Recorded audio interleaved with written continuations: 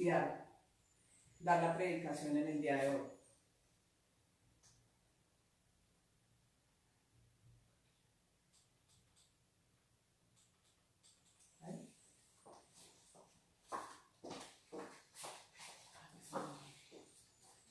Bueno, buenos días. ¿Cuántas personas tenemos conectadas en este momento, asistente de video? 161. 161 personas estamos conectados en este momento, entonces saludes a todas las 161 personas. ¿Cuántas están en Medellín? Hay muchas personas por fuera, entonces saludes a todos. Esta mañana vamos a empezar contándoles que usualmente cuando yo estoy como bajo de ánimo, busco hablar con personas que me suban el ánimo. Busco hablar con personas que me alienten, busco hablar con personas que me den energía. Y entre esas personas tengo dos especiales. La primera persona que tengo especial es mi esposa. Mi esposa tiene la habilidad de cuando algo como que no va bien, como que las cosas como que se caen, como que, no sé, sabe decirme cosas como que me alientan, como que me restauran, como que me reinician. Y eso es importante realmente. Y la otra persona con la que usualmente hablo y me sube el ánimo es con mi prima Marta. Ella está en Estados Unidos y cuando tenemos problemas, mire, ella siempre tiene una sonrisa, siempre tiene una palabra de aliento, siempre tiene una palabra de ánimo. Y en medio de esto, resulta que esta semana me desperté y encontré a mi esposa llorando. Cuando supo que Tatiana, que está recién graduada de médica, está atendiendo pacientes que posiblemente tengan coronavirus. Y adicionalmente a eso, a mi prima le acaban de terminar el contrato. Y el panorama no está bien. Y esas historias, como que uno quisiera que más personas estuvieran como con el ánimo arriba, como que le inyectaran a uno, y esas historias se están repitiendo en la familia como un dominó. Y resulta que es que la situación no está bien. Estamos en momentos de crisis, estamos en momentos de dificultad, estamos en momentos de duelo. Y afortunadamente la Biblia trae historias similares a estas y nos cuentan situaciones donde las personas y el pueblo están en general sufriendo. Y quiero hoy relatar o contarles a ustedes una historia. Entonces les voy a invitar a ustedes, por favor, que busquen su Biblia en Segunda de Reyes, capítulo 18 y 19. Segunda de Reyes, capítulo 18 y 19. Bueno, vayan buscándola ahí, por favor. Qué bueno que me den como un saludito así con la manito, a ver si están escuchando bien, si me están mirando bien, para que mi asistente de video me cuente si todo va funcionando. Segunda de Reyes, capítulo 18 y 19.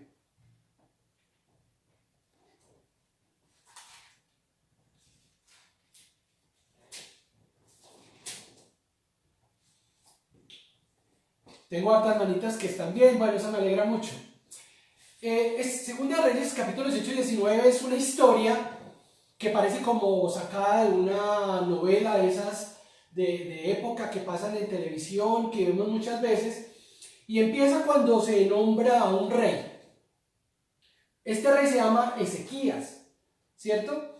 Y como es tan largo, voy a leer algunos versículos saltados. Yo les voy a decir a ustedes qué versículos estamos leyendo para que podamos nosotros entenderlo. Bueno, entonces en el capítulo 18 empieza la historia con el rey Ezequías y debemos de acordarnos de dos cosas. Para ese momento, el reino, digamos, del pueblo de Dios se dividió en dos reinos: el reino del norte y el reino del sur, ¿cierto? Entonces, uno era Judá y el otro Israel.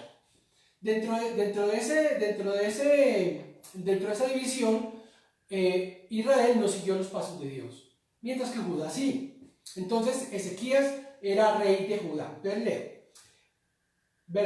Capítulo 18, verso 1. Que no se oye. En el tercer año de Oseas, hijo de Elá, rey de Israel, comenzó a reinar Ezequías, hijo de Acaz, rey de Judá. Y cuando comenzó a reinar, verso 2, era de 25 años y reinó en Jerusalén 29 años. El nombre de su madre fue Abi, hija de Zacarías. Hay un punto muy importante aquí que sigue, es el verso 3, que dice que Ezequías hizo lo recto a los ojos de Dios conforme a todas las cosas que había hecho David, su padre.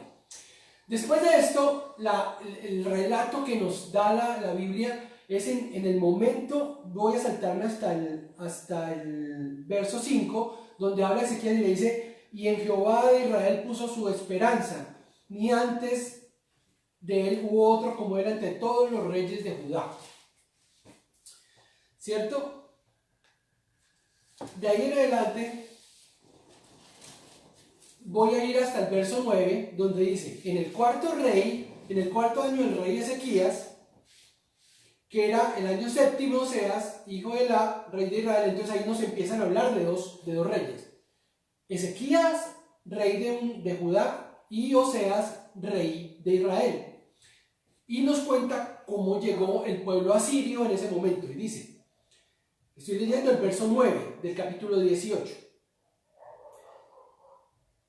que era el año séptimo de Oseas, hijo de Elá, rey de Israel, subió Salmanasar, rey de los asirios, contra Samaria y la sitió. Entonces lo que nos cuenta es que el rey de Samaria sitió al reino de Israel, de abajo, eran vecinos. Es decir, para la gente que está en Medellín, es por decir, nosotros estamos en Medellín y el rey de Samaria sitió Río Negro, sitió La Ceja, sitió El Retiro y sitió por este lado San Jerónimo, por darles un ejemplo. Entonces, empieza a notarse que hay una amenaza grandísima, porque resulta que para ese momento el ejército más grande que había era el reinado de Asiria, ¿cierto? Y dice que la tomaron al cabo de 3 años, verso 10, en el año sexto de Ezequías, el cual era el noveno de Asa. Y hay una palabra, y es que el rey de Asiria llevó cautivo a todo el pueblo, dice en el verso 11, ¿cierto? Después de eso, la historia como que continúa, y el rey de Asiria, en el verso 13, dice que cambió el rey y empezó un nuevo rey de Asiria que se llamaba, en verso 13, se llamaba Senaquerib, ¿cierto? Y empezó a tomarse ya las poblaciones de Judá, ya entró más cerquita y empezó a tomarse, por darles un ejemplo, empezó ya más cerquita y empezó a tomarse, si estamos en Medellín, empezó a tomarse Bello, empezó a tomarse Copacabana, empezó a tomarse Barbosa, empezó a tomarse, por dar un ejemplo, La Estrella. Es decir, empezó ya muy cerca a lo que era el centro de Judá. Ahora imaginémonos cómo era eso, ver todo el pueblo como un gobierno extraño, un rey extraño que quiere esclavizar, que quiere dividir a las familias, que quiere minimizar, digamos, lo que ellos han tenido, que era su tierra, sus seguridades. Viene atacando poco a poco, y como que las noticias le van llegando, le van diciendo: oiga, ya se tomaron Copacabana, no, y ahora no, ya se tomaron Barbosa, ya se tomaron, no sé, La Estrella, y van saliendo noticias todos los días, y eso debe inquietar muchísimo. Y yo creo que es lo que estamos haciendo nosotros el día de hoy. Ahorita tenemos una amenaza muy grande como sociedad. Y todos los días estamos escuchando cómo empezó en China y que ya se tomó Italia y que hay tantos muertos y que ya se tomó España, y nos llegan videos todos los días y todos los días nos dicen que ya llegó a Colombia y que hay uno, y al siguiente, a las 3 horas, que hay 10 y empieza una zozobra increíble de saber que todas las seguridades con las que antes teníamos, que eran las fronteras, el dinero, todo se está desmoronando para convertirse en zozobra, en cosas que nos quitan la paz. Y así estaba el pueblo de Dios en ese momento. El rey de Asiria lo tenía muy cerquita para tomarlo, para devastarlo, para concluirlo. Y yo creo que la sensación de ese pueblo era como la zozobra que estamos sintiendo ahorita nosotros, cada uno en nuestros hogares, encerrados, sin saber qué va a pasar, sin saber para dónde vamos. Verso 17. Después el rey de Asiria envió contra el rey Ezequías de el Tartán. Entonces mira lo que pasa. A mí me toca como es como complicadito los nombres, les voy a explicar. Entonces el rey de Asiria envía a unos mensajeros, y a esos mensajeros les tienen unos nombres todos raros. Entonces dice, el rey de Asiria envió al rey Ezequías el Tartán, el Rabasís, el Rabasés, con un gran ejército contra Jerusalén, contra el centro de ellos, y subieron y vieron a Jerusalén. Ahí es muy importante esta parte, donde dice, y viendo subido, acamparon junto al acueducto del estanque de arriba, dice en el verso 17. ¿Qué significa eso? ¿Cuál es la seguridad de un pueblo, de una ciudad, de una nación? El agua. El agua. Y entonces dice que estaban tan cerca ya del pueblo que lo que hicieron el rey de Asiria fue irse y se hizo al lado del acueducto, en la parte de arriba, de tal suerte que les podían cortar el agua y toda su subsistencia se vendría abajo.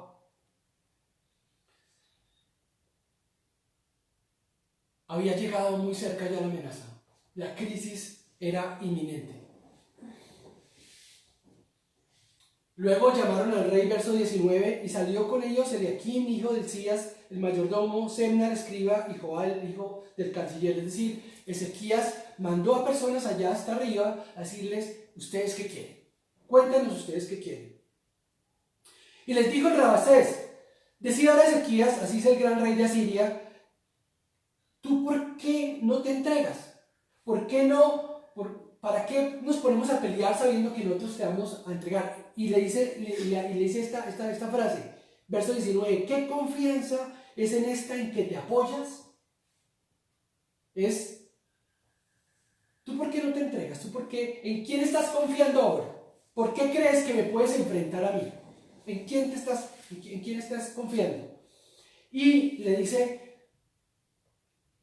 dices que tengo consejo y fuerzas para la guerra, mas ¿en quién confías? ¿Por qué te has revelado?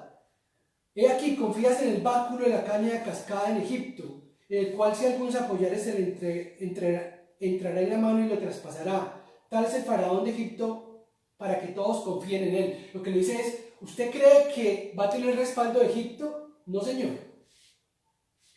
Y me decís que nosotros confiamos, y si ustedes me dicen que nosotros confiamos en Jehová nuestro Dios, ¿no es este Dios el que tú has quitado a Ezequías y le has dicho a Judá que deben de orar en Jerusalén? Acuérdense que Ezequías tumbó los lugares altos para orar de otros dioses, pero él sí confiaba en Dios, en Jehová.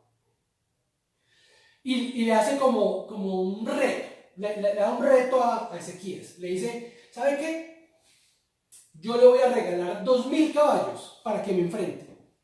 Eso se lo dice en el verso 23. Yo le voy a regalar 2000 caballos, pero usted deme 2000 hombres para montarlos. Era una amenaza diciendo, usted es capaz de enfrentarme, usted ni siquiera tiene personas para subirse a los caballos que yo le voy a regalar para enfrentarme. Verso 24. ¿Cómo se le ocurre a usted que puede resistir siquiera a un capitán, ni siquiera a un mayor, a un coronel, no? Al menor de los siervos de mi rey, estoy diciendo desde el verso 24, con sus gentes y su caballo. Y le tira esto, y le dice, verso 25, ¿acaso yo he venido ahora sin Jehová a este lugar para destruirlo? Miren cómo le dice, ¿sabe qué? Dios mismo quiere que yo venga y destruya a ustedes. Dios mismo quiere que se entregue a nosotros. Verso 24. Jehová me ha dicho, sube a esa tierra y destrúyela.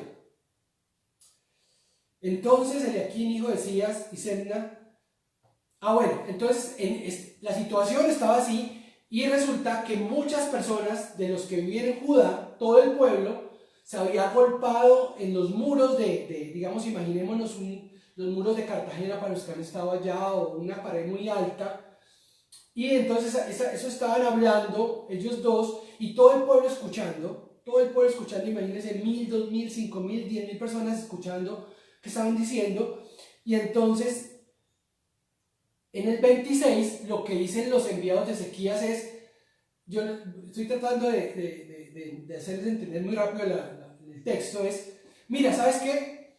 No nos hables, le dice a los invasores, no nos hables en un lenguaje que puedan oír todas las personas que están acá porque se van a angustiar. No nos hables en ese lenguaje, háblanos en un lenguaje que los dos entendamos nada más. ¿Cierto? Eso lo dice en el verso 26. Y en el 27 ellos le dicen, ¿acaso me ha enviado mi Señor para decir estas palabras a ti y a tu Señor? No. Yo le hablo a los hombres que están sobre el muro expuestos a comer su propio estiércol y beber su propia orina entre vosotros. Es decir, él quería sembrar el terror y el pánico también al pueblo. Y entonces le habló al pueblo. Miren lo que le dice en el verso 28. Y entonces el Rabasés se puso de pie y clamó a gran voz en lengua de Judá y le dijo, oíd la palabra del gran rey de Asiria, les dice a ellos. No os engañe, Ezequías, porque él no os podrá liberar de mí. No le crean a Ezequías, yo les voy a ganar. 30. Y no os haga Ezequías confiar en Jehová, no confíen en Jehová, no crean en Dios que los va a salvar de esto. Diciendo que ciertamente nos librará Jehová y esta ciudad no será entregada en la mano del rey de Asiria. No escuchéis a Ezequías, porque así dice el gran rey de Asiria. Mira lo que les ofrece. Vengan conmigo, hagan la paz, bájense ustedes de allá, vengan con sus familias y cada uno coma de su vid y de su higuera y beba cada uno las aguas de su pozo. Venga que yo les voy a dar más de lo que tienen ahí. Hasta que yo venga y os lleve a una tierra como la vuestra, llena de grano y de vino, de tierra de pan y de viñas, tierras de olivas, de aceite. Les ofrece el oro y el moro. Les ofrece, ¿sabe qué? Yo les voy a dar todo lo que ustedes quieran. ¿Acaso alguno de los dioses de las otras naciones que yo he invadido, estoy explicándoles el verso 33, los ha salvado de la mano del rey?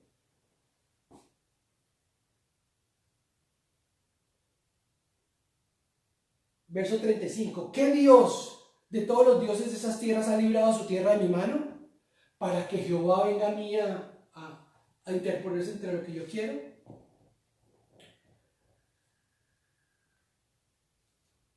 La situación del pueblo era muy difícil. Estaban con unas verdades muy ciertas. Y era la amenaza, la crisis llegó y está siendo insuperable en ese momento.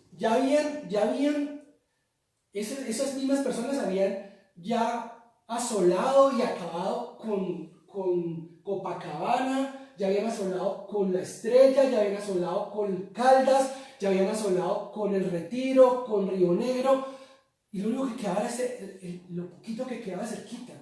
Y les dice, ¿sabe qué? Entréguense que yo les voy a dar más de lo que tienen acá. Yo les voy a dar más. Dejen a Ezequías solo. ¿Ustedes por qué creen en Dios? ¿Ustedes creen que Dios los va a salvar de esto? Y pareciera que la crisis que nos está agobiando nos dijera lo mismo. Hay momentos de desesperanza, de tristeza, hay momentos de dolor donde pareciera que todo está perdido.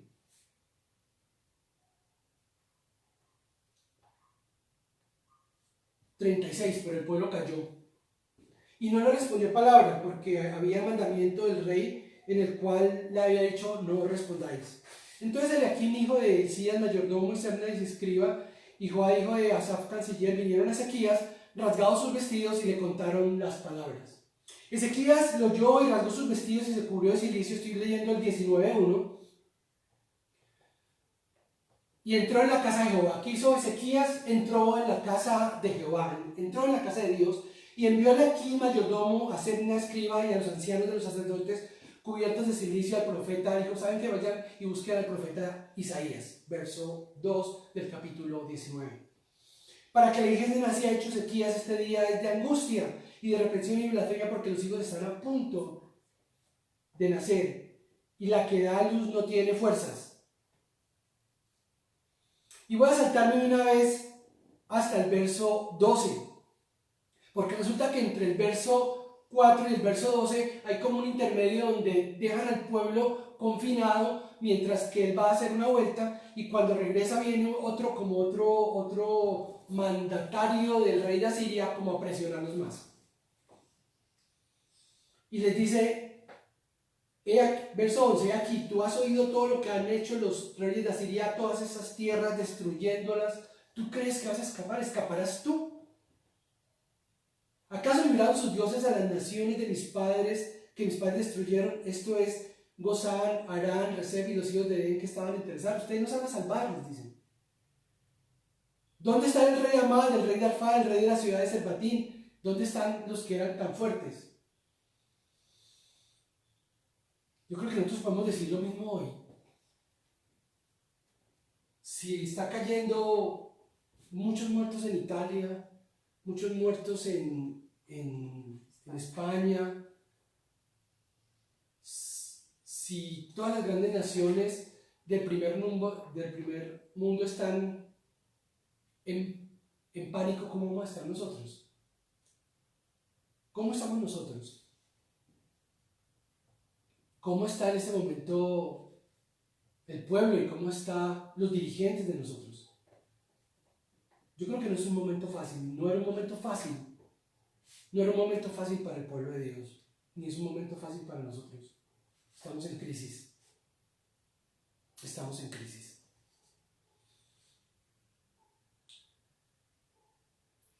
Viene una parte que ya tenemos la crisis y creo que es muy similar a la que tenemos. Verso 14. Y tomó Ezequías, es que le habían mandado unas cartas de rendición. Y tomó Ezequías las cartas en la mano de sus embajadores, y después de que las hubo leído, subió a la casa de Jehová y las extendió delante de Dios, delante de Jehová. Las cartas que le habían mandado diciéndole que se rinda, que tal cosa, fue y las abrió. Y oró Ezequías delante de Jehová, diciendo: Jehová, Dios de Israel, que moras entre los querubines, solo tú eres Dios de todos los reinos de la tierra, tú hiciste el cielo y la tierra. Inclina, oh Jehová, tu oído y oye, abre, Jehová, tus ojos y mira, oye las palabras de Sennacherib que ha enviado a blasfemar sobre el Dios viviente. ¿Cuántas personas tenemos? 188. Hola, 188 personas que están ahí. Es verdad que, oh Jehová, que los reyes de Asiria han destruido las naciones y sus tierras. Es verdad que nos llegó el coronavirus. Es verdad que estamos en este momento llevados. Es verdad que estamos en cuarentena. Mira, Señor, cómo estamos, le dice Ezequías. Y echaron fuego a sus dioses, por cuanto no eran dioses sino obra de manos de hombres, madera o piedra, y por eso los destruyeron. Ahora, Jehová, Dios nuestro, sálvanos.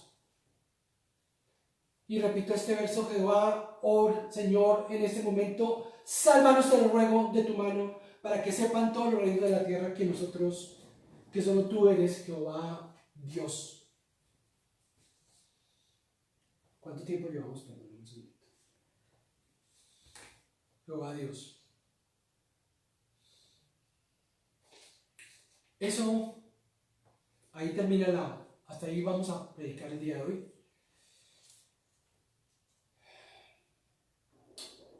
Y lo que nos describen es un momento terrible en la vida de un pueblo, un momento terrible en la vida de esos gobernantes, un momento de angustia, de crisis.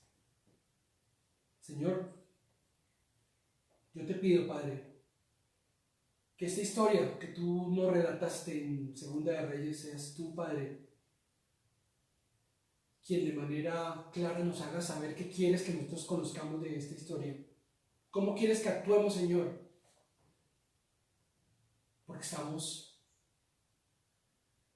nos ha quitado la paz. Estamos sin paz. Estamos en cuarentena. Señor, estamos llevados. Te amamos, Señor, háblanos hoy. Si ustedes se dan cuenta,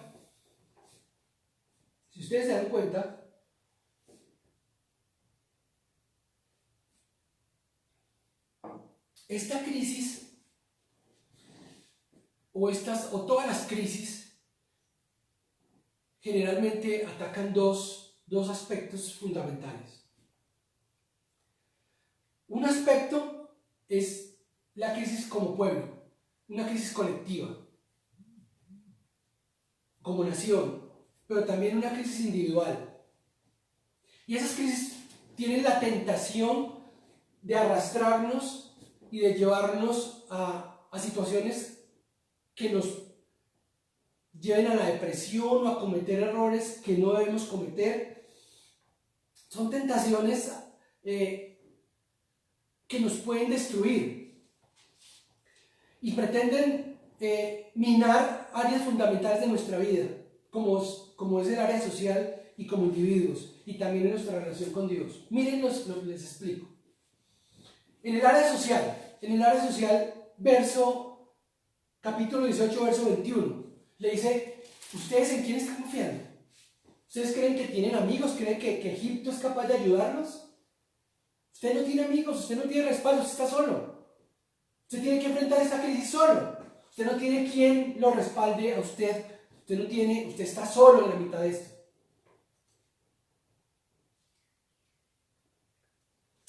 Mire, capítulo 18, verso 31.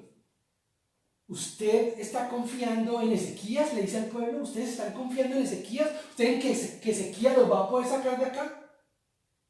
Y entonces le viene y le dice: no confíen en Ezequías, no confíen en sus gobernantes.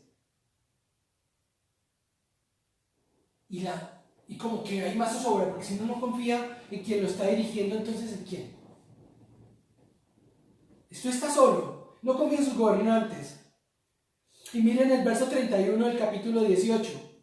Le dicen: ¿sabe qué? Véngase conmigo y cada uno coma de su vida. Piensa en usted. ¿Para qué piensan los demás? Usted bájese del muro. Y piensa en usted. Usted tiene derechos. ¿Usted se va a joder como los demás? Perdónenme la expresión. Usted es el bobo, es el último, porque no piensa en los demás.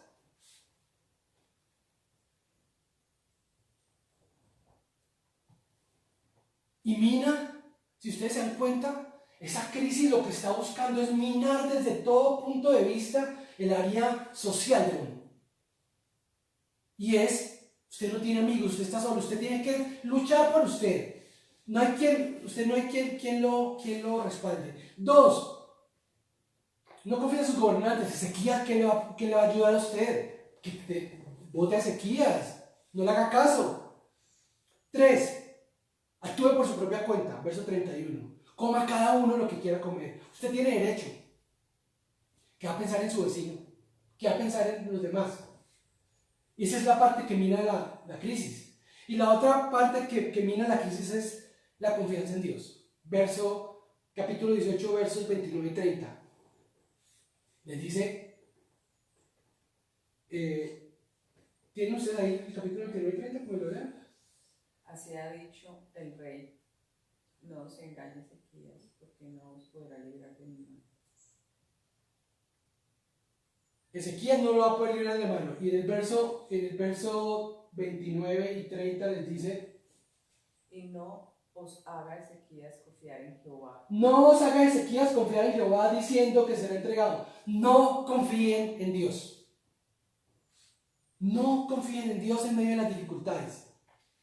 Esta dificultad es tan grande que está todo sitiado, señores. Yo estoy en el acueducto, ya le tomé todas las naciones cercanas, ya está infectado todas las grandes potencias, ya está Latinoamérica infectada. Sus vecinos pueden estar infectados ya. Esto ya a Dios se les salió de las manos. No confíen en Dios. Y esas son las tentaciones que nos ponen la crisis. Esos son los retos que tenemos que enfrentar en la mitad de una crisis. Y es posible que tú allá donde estás y nosotros aquí donde estamos en un momento donde vemos que nos sentimos solos, que no tenemos a nadie. Es posible que sintamos que el problema se le salió de las manos a Dios. Esto ya no es controlable por Dios. Y la crisis nos puede entrar en esa tentación de creer eso. La tentación de que somos nosotros los que tenemos que, a punta de codo, luchar por todo. Ustedes sabían que en los últimos 3 semanas se han vendido más armas en Estados Unidos que en el resto de los 2 años anteriores. ¿Por qué? Porque entrevistaron a las personas y dicen, ¿sabe que yo voy a comprar lo mío y si vienen a quitar mis alimentos yo los mato? Esa es la información que hay en este momento. Más armas se están vendiendo en todo el mundo por eso.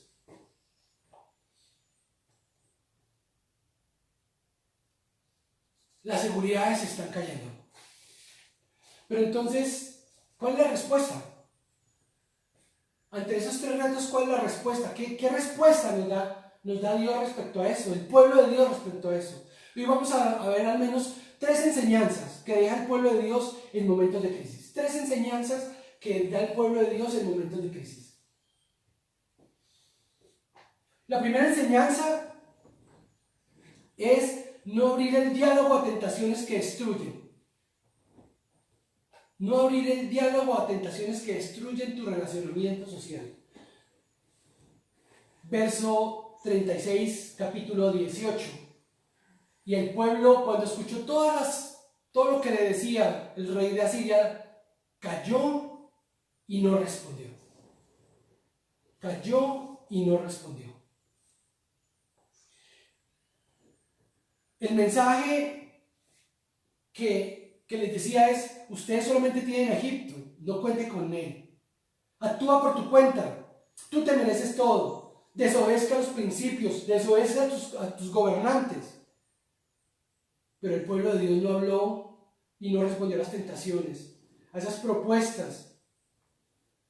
Pese a que estaban abrumados, pese a que estaban en la mitad del problema, pese a que sabía que tenían el acueducto arriba, el relato no nos dice que ninguna de las personas se bajó del muro a escoger y a traicionar a su pueblo, a irse solo en el egoísmo y luchando por lo que ellos querían. Ellos guardaron silencio, no abrieron diálogos. No abrieron diálogos.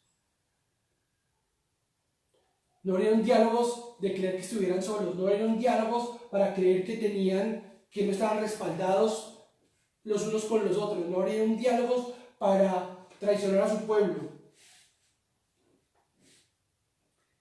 Callaron, guardaron silencio. De hecho, algunos de ellos, cuando se volvieron, rasgaron sus vestidos, dice el verso, ya les digo cuál, 37. el verso 37, y se devolvieron, porque ellos querían ser partícipes del problema. Ellos eran partícipes del problema y estaban todos unidos. En momentos de crisis nosotros no podemos abrir diálogos con tentaciones que nos pueden destruir. En momentos de crisis nosotros no podemos pensar que somos uno solo y que no tenemos respaldo. No abramos el diálogo a la soledad, a aislarnos moralmente o afectivamente con la posibilidad de entrar en depresión.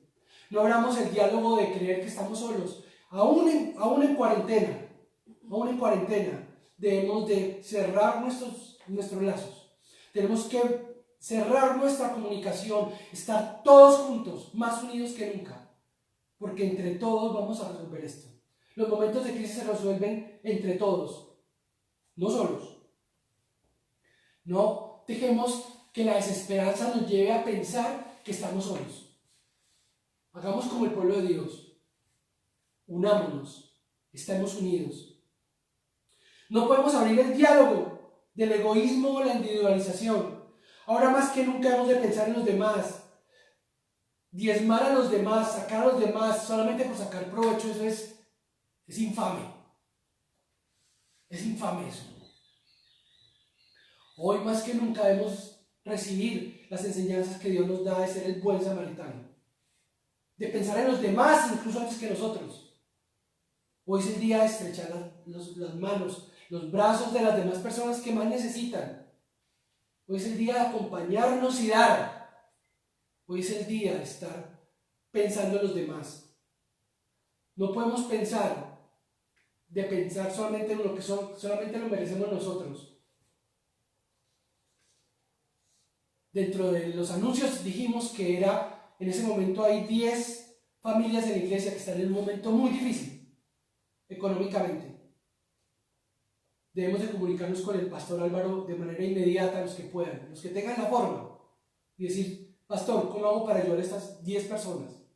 Con un mercado, ¿cómo hago? Tenemos que actuar. No podemos ser indolentes, no podemos, si somos capaces de pagar la nómina de nuestros empleados, paguémosla. No seamos miserables, solamente acumulando para nosotros. Es el momento de estar con todos.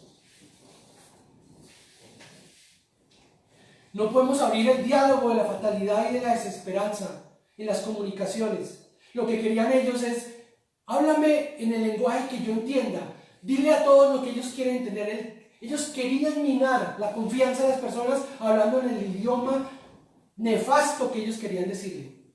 Nosotros no podemos abrir el diálogo de empezar a hacer comunicaciones nefastas para todo el mundo. Es cierto que hay dificultades, pero somos los encargados de comunicar buenas noticias. Somos encargados de dar noticias que impacten de manera positiva. No todo es malo. Nuestra misión es ser conscientes de qué noticias replicamos, qué cosas podemos hacer, porque no podemos caer en la desesperanza de solamente creer que estamos llevados. No, eso no es cierto.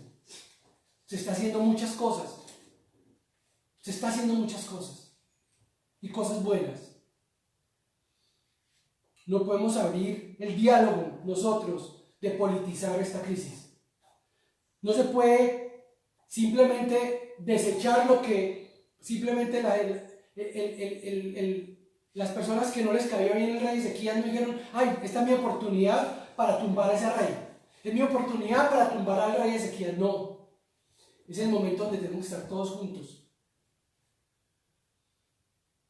Podemos simpatizar o no con el gobernante de turno. Podemos simpatizar o no con lo que hace, con su partido político. Es claro que cualquier gobernante en esos momentos, con un problema así, se puede equivocar, se puede demorar, es decir, es un problema que supera a cualquier gobernante. Pero nosotros, nuestra función, no es aprovechar y desobedecer y crear caos, sino tenemos que ser uno. Es difícil que un gobernante salga en una situación como esta que estamos en este momento sin equivocarse. Claro que se va a equivocar. Claro. Pero debemos de confiar que está haciendo lo que tiene en sus manos para poderlo hacer. Y tenemos que apoyarlo. No importa cuál sea. Si es el alcalde de tu pueblo, si es el presidente, tenemos que apoyarlo. Con todas sus equivocaciones, es el momento de estar juntos, no separados. Desobedecer solamente por ir en contra del gobernante es por demás estúpido.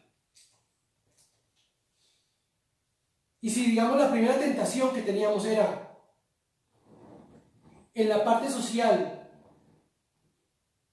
que nos baje digamos, el desorden, la confianza social, la segunda es más grave aún todavía. La segunda amenaza es que la crisis nos haga creer que esto le quedó grande al pueblo de Dios.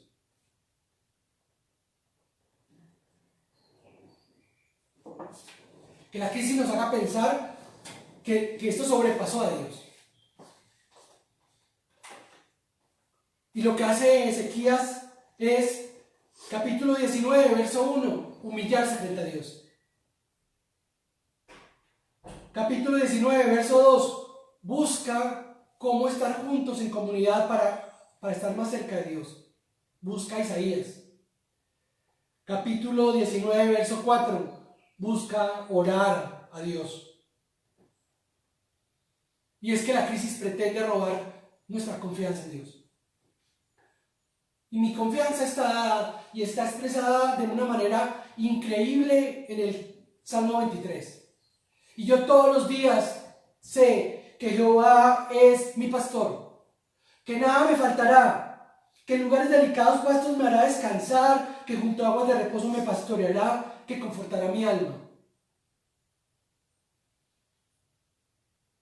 Y el verso 4 que dice: y aun cuando haya en valle de sombra de muerte, y aun cuando ande en problemas, y cuando ande llevado el coronavirus, y cuando tenga toda la presión social de la economía, que se está acabando la mercancía, que la enfermedad, que mi mamá está sola, que mi hija está enfrentando, mis hijas están enfrentando la enfermedad en un hospital, aunque ande en valle de sombra de muerte, no temeré mal alguno, porque tú estarás conmigo. La crisis pretende quitarnos eso del corazón. La crisis pretende quitarnos la paz. La crisis pretende desestabilizarnos y pensar que a Dios se le salió esto de las manos. Pero la verdad es que nosotros debemos de entender que nada se le ha salido de las manos al Señor. Que Él tiene la potestad de todo, que nada sale sin que sea su voluntad.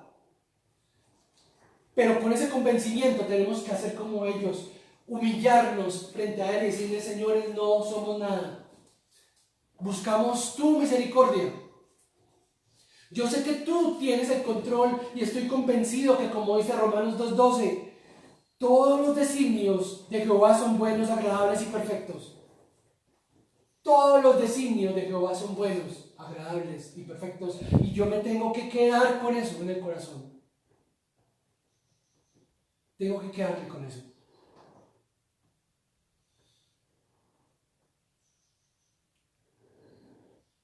Clamar a Dios significa también, como Ezequías, que no afrontó el problema solo. Fue a llamar al profeta Isaías. Decirle: yo necesito que me ayudes a estar en estos momentos de dificultad más cerca de Dios. Necesito tener intimidad con Dios en estos momentos de dificultad. Necesito que estés tú conmigo. El saberse acompañado de hermanos de la comunidad cambia la perspectiva de la situación. Es por eso que más que nunca debemos de buscar la unión entre hermanos. Debemos de buscar la unión para buscar al Señor. Por eso están todas las reuniones que estamos haciendo virtuales, fundamentales. No podemos ser virtuales.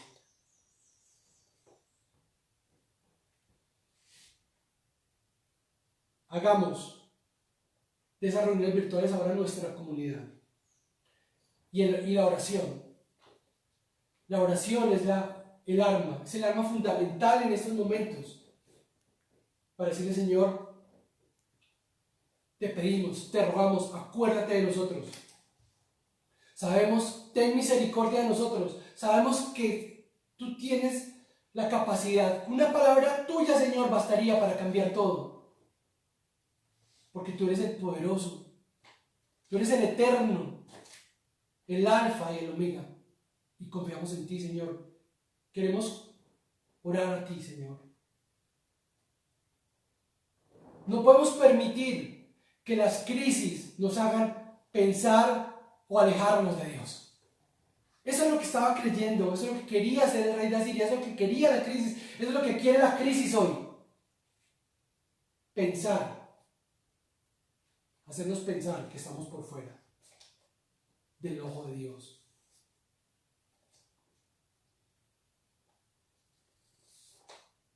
Y por último, la última enseñanza del pueblo de Dios en medio de la crisis la encontramos en el capítulo 19, verso 14 en adelante. Y dice: y tomó Ezequías las cartas de la mano de los embajadores, y después de que las hubo leído, subió a la casa de Jehová y las extendió Ezequías delante de Jehová. Y Ezequías coge esas cartas, lo que le mandan los embajadores a decirle, entréguese, salgan de las ciudades, vamos a tomar a todas sus mujeres, vamos a esclavizar a sus hijos, vamos... Y coge esa amenaza y se va para el templo de Dios y abre esas cartas y se las muestra a Dios. Y le dice, Señor, mira lo que me está pasando. Y le dice, y es verdad que ellos han tomado todos los pueblos, es verdad que se tomaron a Río Negro, es verdad que se tomaron a Marinilla, es verdad que se tomaron el Retiro, es verdad que están en Copacabana, es verdad que están en el Acueducto, es verdad, Señor, es verdad. Yo te pido que los salves, dice Ezequías. Y lo que pasa es que la tercera herramienta que tiene el pueblo de Dios es, Señor, estamos en este momento de crisis, es verdad de los muertos de Italia, es verdad que en España hay muchos infectados, es verdad que se desbordó, que en Estados Unidos se está desbordando todo, es verdad que nos cerraron las fronteras, es verdad que la economía no está, eso es verdad, Señor. Pero vengo a descansar en ti. Yo no soy capaz con esto. No soy capaz con esto. Tú sí, Señor. Yo necesito recobrar la confianza en ti, Señor. Yo necesito confiar, Señor. Porque lo peor que puede pasar en una crisis es la desesperanza.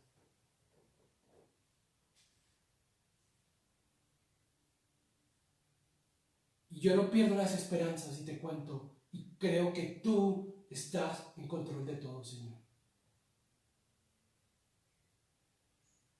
Yo necesito confiar en ti hoy, Señor. Yo necesito ponerte a ti, Señor, la enfermedad de todos, de este país, de esta nación, de este mundo. Yo necesito, Señor, poner en ti la vida de mi madre que está sola, de mis hijas, de sus hijos, de sus madres, de sus familiares. Yo necesito poner hoy en ti la economía. Hoy necesito, Señor, escúchame, Señor, yo necesito tener en quien confiar. Termina leyendo. Verso 15 y 16.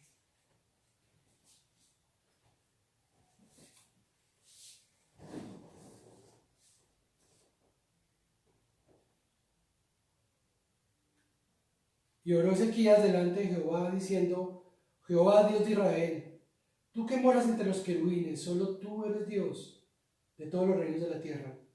Tú hiciste el cielo y la tierra. Inclina, oh Jehová, tu oído y oye. Abre, oh Jehová, tus ojos y mira. Oye las palabras de Sennacherib que han venido a blasfemar contra el Dios viviente.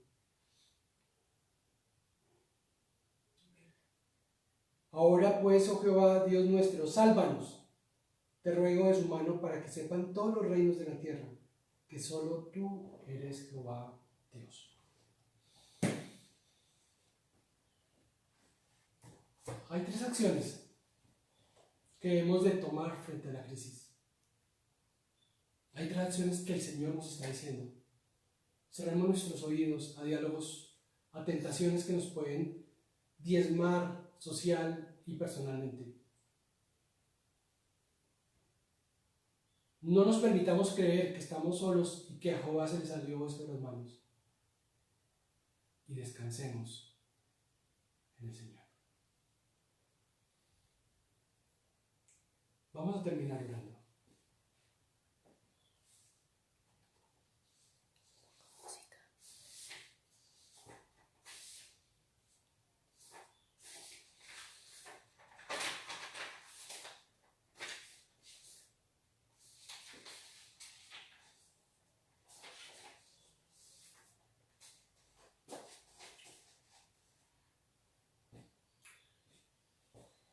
En este momento yo los invito que donde estén,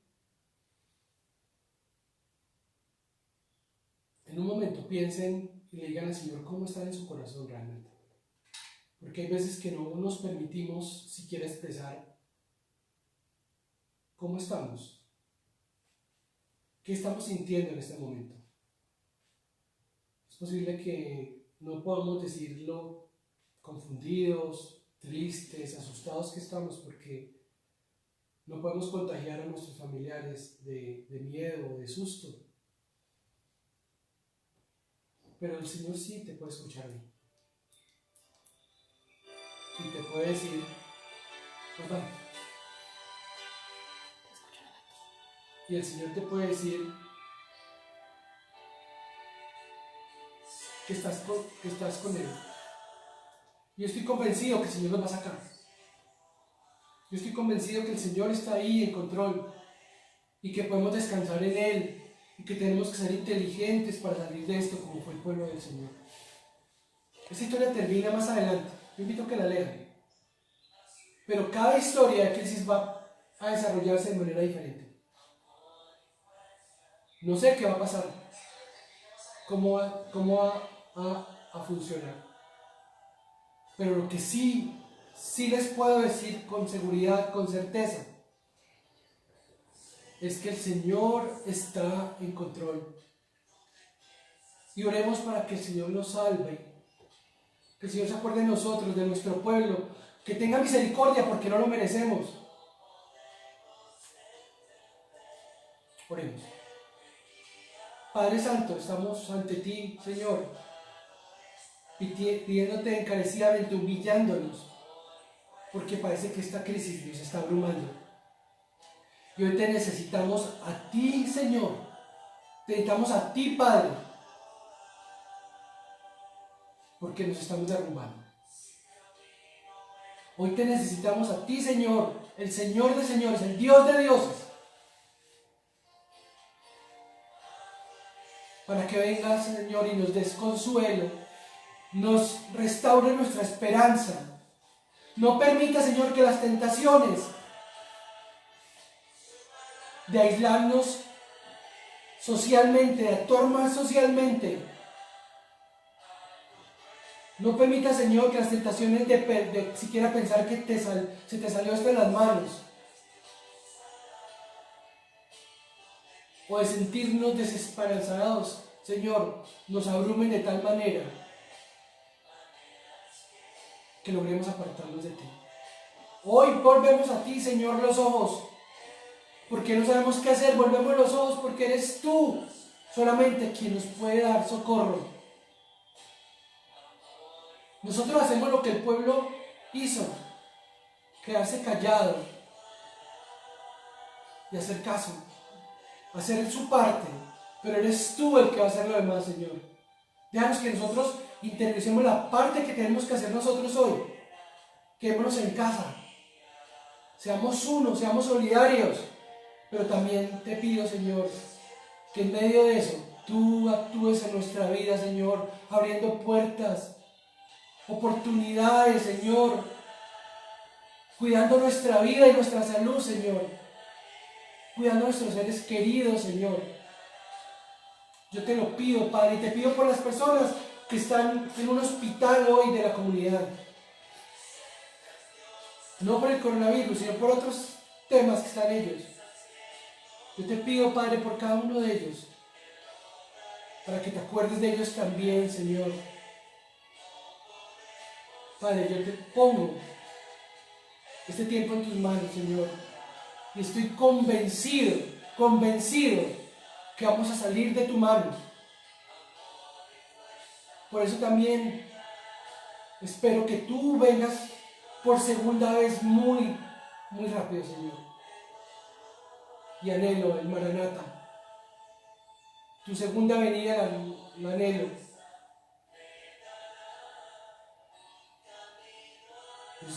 Y sé que el Señor Jesucristo murió por nosotros en una cruz, resucitó al tercer día y está preparando morada eterna, donde no habrá enfermedades, no habrá luchas, sino que vendrás por segunda vez, Señor. Te pido bendición para todas las personas de la comunidad, para toda la bendición para todas las personas de este país y del mundo, Señor. Gracias, Padre, porque me permites predicar tu palabra. Amén. Amén. Y amén. Por favor, mándenme un saludito ahora si ya terminaron toda la predicación y que estén muy bien. Dios los bendiga esta semana. Hasta luego.